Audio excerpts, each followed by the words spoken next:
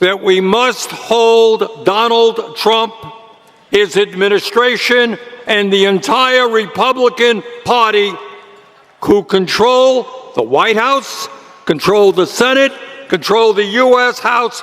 We are going to hold them accountable for their disastrous policies.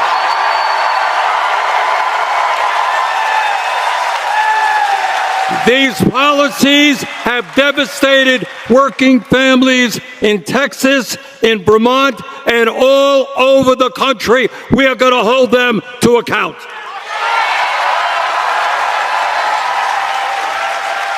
This administration, among many other actions, decided, if you can believe it, that it was appropriate to provide $1 trillion in tax breaks to the top 1%. And then to use that money to throw 15 million Americans off the health care they desperately need. And let me tell you something that has not been talked about much. When you throw 15 million people off health care, when people can't get to a doctor when they should, people by the thousands are going to die from that horrendous decision. And that is why, together, we're going to roll it back.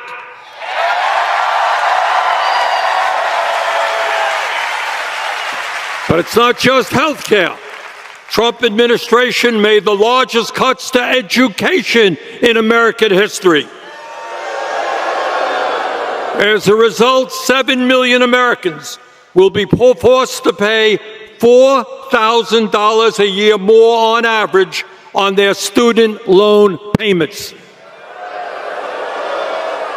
And 1 in 4 student loan borrowers are expected to go into default by the end of the summer. We want our kids to have a great education, not to be forced to default on their loans. At a time when millions of kids are going hungry in America, Trump made the largest cuts to nutrition assistance in American history, literally taking food out of the mouths of hungry kids. You don't take food out of the mouths of hungry children and give tax breaks to billionaires. That's not what this country is about. Trump ripped up the union contracts of 1 million federal workers. He denied overtime pay to over 4 million workers. Trump abolished humanitarian aid that will lead to the deaths of millions of the poorest children on this planet by 2030. And here in the U.S., Trump's domestic army, ICE, has acted brutally and illegally, tearing parents away from their kids and deporting millions of people who lived and worked in this country for decades. He has destroyed the lives of tens of thousands of people, and we're going to address that issue as well. And then after all of the cuts in health care, in education, in nutrition, he wants to spend another $500 billion on a bloated military budget. Those are not the priorities of the American people. Trump, during his campaign, promised no more endless wars. Remember that? And then started an unprovoked war against Iran in which thousands of innocent men, women, and children have been killed. Gas prices are now the highest in years, and taxpayers are going to have to spend hundreds of billions of dollars on this disastrous war. But it's not just Trump's terrible policies. The American people are tired of a president who is a pathological liar, who is an authoritarian personality who wants more and more power in his own hands, as he ignores the Constitution and the rule of law, who is a narcissist, who, if he had his way, would probably name every building in America after himself, who is a kleptocrat, corrupt kleptocrat, who accepts a $400 million luxury plane from Qatar and then makes deals with countries in the Middle East and around the world which benefit his family's wealth. My friends, it is important that we hold Trump and his administration accountable for the disastrous policies they have imposed on the American people. But I have to tell you, that is not enough. It is not enough to be anti-Trump and to simply campaign against Trump. The American people are hurting. They want to know what, in fact, is going on in this crazy and unprecedented moment in American history. They want to know what the Democratic Party stands for and what the Democratic Party is going to do to improve their lives when it gains power.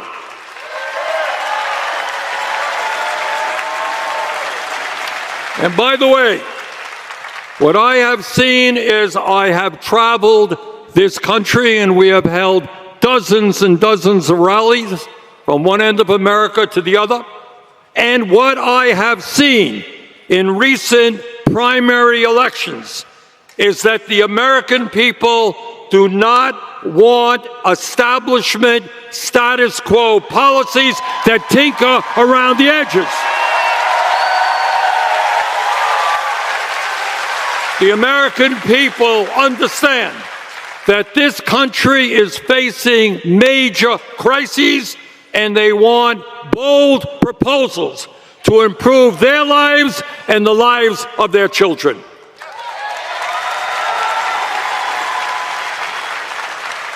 So let me do something this evening that is radical. You ready for a radical idea? All right. Are you really ready? I'm going to tell you the truth. I'm going to tell you some stuff that you don't see in the corporate media and you hear very rarely in the halls of Congress. And that is that while the vast majority of the American people are struggling to put food on the table, pay for health care, pay for housing, pay for child care and education, the wealthiest people in our country have never, ever had it so good. In fact, never before in American history have so few people held so much wealth and so much power. A quick history lesson. You all remember we studied in high school the Gilded Age. You remember that? It was the age of Rockefeller, J.P. Morgan, Jay Gould, and Carnegie, and these guys were very, very, very rich. It turns out that today, when you look at the people at the top of the economic ladder, the very few, the concentration of wealth in America today is 4 times greater than it was during the Gilded Age. 4 times greater. And that disparity is getting worse. After receiving the largest tax break in history from Trump, some 900 billionaires in our country became $2.2 trillion richer. 900 people since Trump is in office, $2.2 trillion richer. In other words, the gap between the very, very rich and everybody else is getting wider and wider. Never before in our history have we had as much income and wealth inequality as we have today. Today, the top 1% owns more wealth than the bottom 93%. Today, one man, Elon Musk, a trillionaire,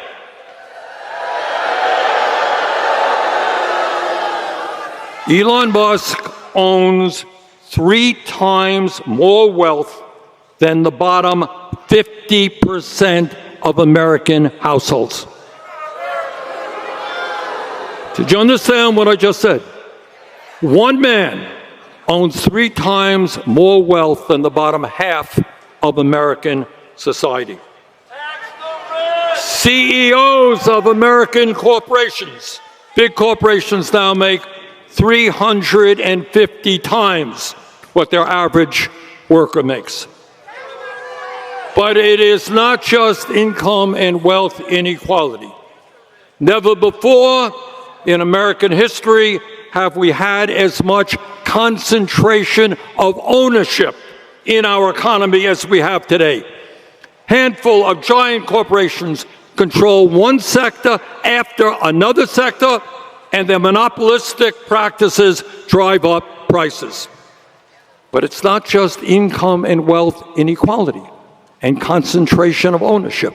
Never before in American history have we seen so much billionaire and corporate ownership of our media.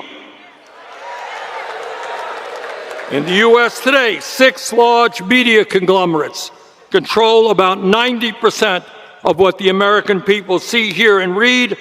Trump's supporters have recently bought up CBS, and they will soon own CNN. Musk and his fellow billionaires own many of the major social media platforms.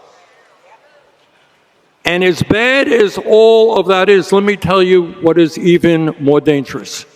And that is, today, the billionaires and their super PACs are undermining our democracy and increasingly control the political process in our country. Here's the truth. You want to run for office, you want to run for local office, you want to run for state office, you want to run for Congress.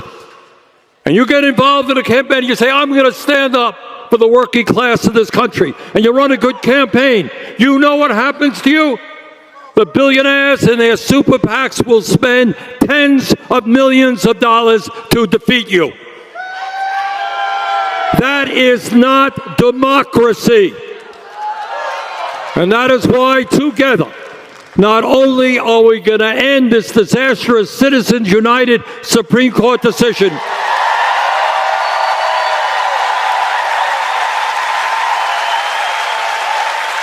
but we're going to get super PACs out of the political process.